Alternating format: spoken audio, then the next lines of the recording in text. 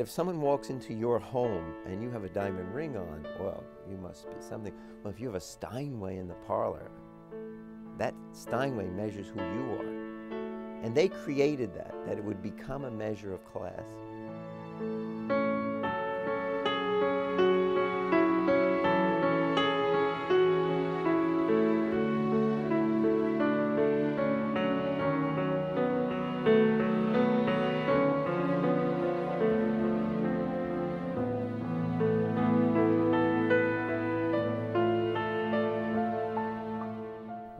What strikes me when I go to that factory is, first of all, how big it is, because you're moving these enormous pianos around. The smell, the beauty of the wood.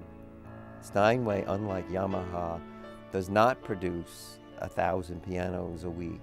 You know, Steinway is producing maybe 3,000 pianos a year, and that would include uprights.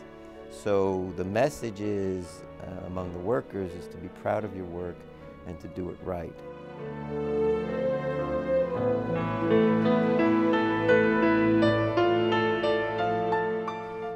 For the Steinway family, they were involved, you know, in the making of the piano. And from the factory floor, you know, came this, I think, came the saying, there's the right way, there's the wrong way, and there's the Steinway.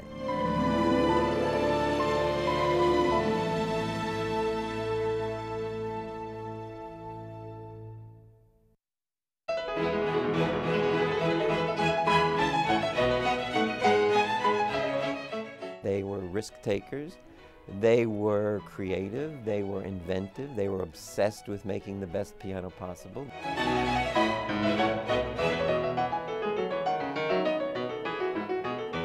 The Steinway story is the story of a German family with some money, with tremendous skills, coming to this country because they realized that in Germany at that time, life wouldn't get better than it was, and it could get worse.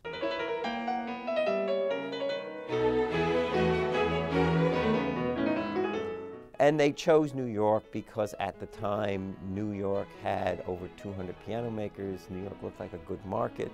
There were lots of German-speaking people here.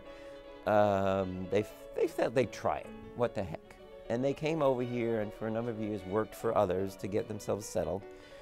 And in 1853, 150 years ago, they opened a company called Steinway Sons, which wasn't really their name. They were Steinweg, but they gave themselves this kind of American name because they thought it would help sales.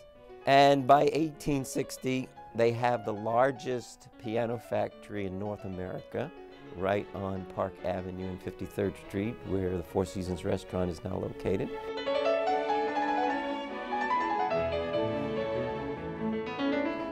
They go through family problems, they go through the ups and downs of business.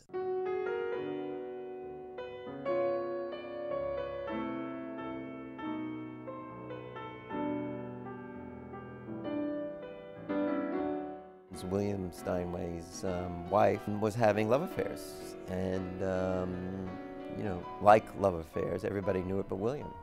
And there's a moving moment, which I write about in my book, and it's in his diary, where he's saying goodbye to her at the, and he just collapses because he's so in love with her, and maintains contact and sends money and raises the child, and it's quite a tragedy for him, because if he were not part of this prestigious family, I think he would have worked something else out and not allowed public pressure to sort of end the marriage.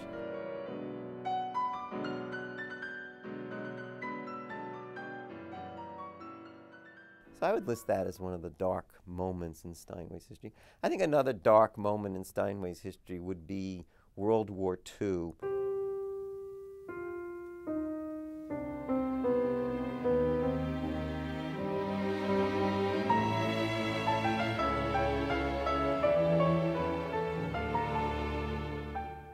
And the fact that they did have a company in Hamburg, that it was supplying beds and gun stocks, and you know, it was supplying the Nazi army. The workers were, steel workers were out there marching. There were Nazi representatives in the factory watching over all the workers. And they had a business which they had no control over, no communication with. And on this side, you know, this factory here in Astoria was making gliders and coffins, you know, was supplying the U.S. military. The gliders that went into Normandy were, many of them, made by Steinway.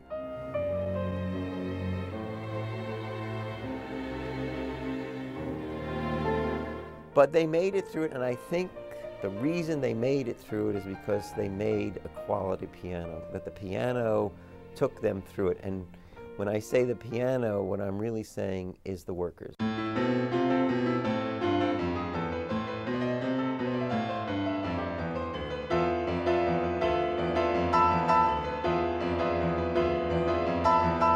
That what really takes this company through all of the troubles and all of the swings of business is that you had skilled workers very committed to that piano, more committed to that piano at times than the foreman would be, or the owner would be, or the boss would be.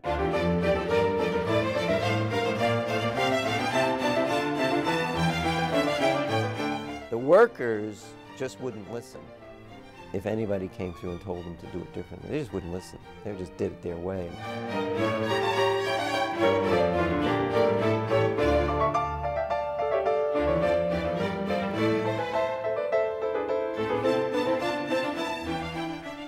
If a worker from 1890 was brought back, somehow we could get a worker from 1890 out of his grave and bring him back to the factory, he'd fit right in.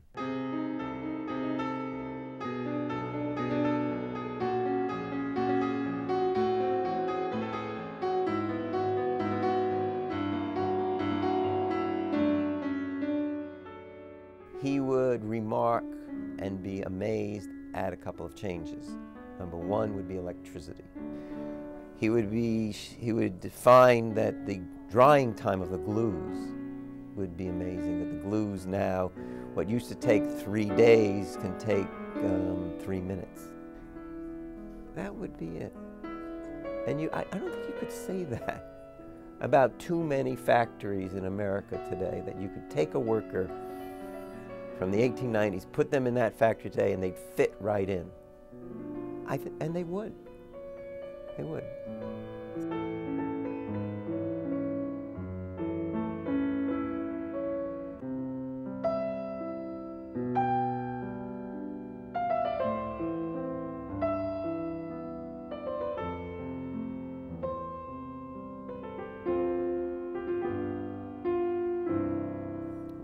What it reflects, I think, is number one, the history of American business, number two, the history of an American family, and most important, the interaction between skilled workers and the bosses.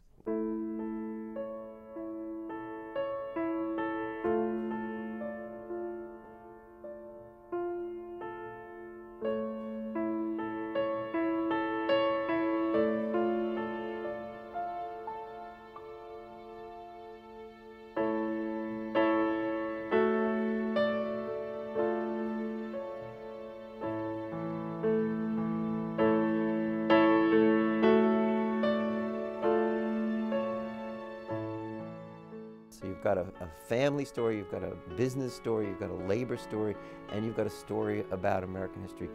That's why I got so interested in this. I mean, it's a kind of a spine from which you can tell an amazing story about the history of this country.